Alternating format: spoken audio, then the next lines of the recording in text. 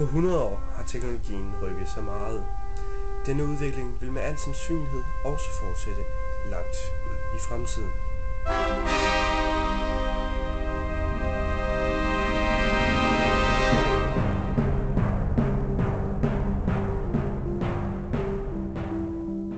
Når man har snakket transport i fremtiden, har man ofte snakket flyvende biler. Dette er måske ikke det mest realistiske bud på, hvordan vi vil bevæge os rundt i fremtiden. Et bedre bud vil være biler som denne.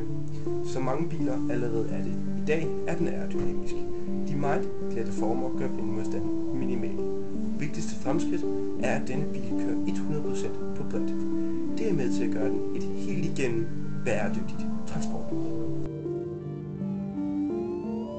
Togsystemet står også over for enorme forandringer.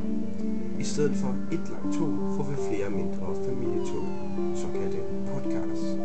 Disse podcasts kører på løftede togbaner.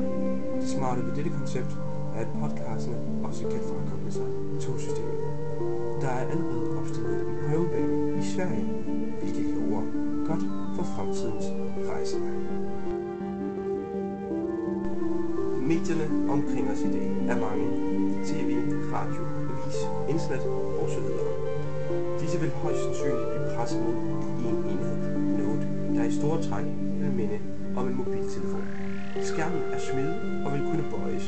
Ligeledes kan den projektere levende billeder bruges som en fjernbetjening til resten af husets elektroniske apparater. Dette vil være tidsbesvarende og vil gøre den stressede hverdag lidt lettere. Tennis har igennem mange år været en gentlemansport. Charmen ved denne overklassesport har gjort, at mange mennesker har fulgt tennis med interesse. Men i fremtiden vil tennis indebære virtual reality. Desuden vil spillerne også få opgraderet udstyr, der på forskellige punkter vil gøre alt bedre, nærmest overmenneskeligt. Fejlfrie fodboldspillere er vejen til succes. Disse findes der desværre ikke. Superstjerner som Kaká og Cristiano Ronaldo laver også fejl. Derfor er studiet begyndt at forske i robotteknologi. Robotspillere vil blive brugt i træning til at presse spillerne, så de opnår målet med det perfekte fodboldspil.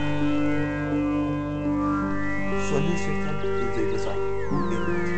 Allerede i dag har mennesker fuldstændig organer, men alt tyder på, at kun endnu mere teknologi indholder på os. Nanorobotter, der kan lede mikroskopiske robotter, som flyder rundt.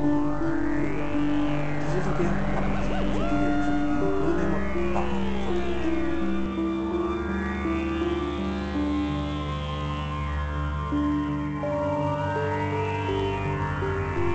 Det er uundgåeligt, at teknologien vil kaste et stort med. Indtil videre har den teknologiske udvikling ikke forskellige for miljøet, men det er fremover at indtænke bæredygtighed i alt. Produktionen skal være energibesparende, materiale miljøvenlig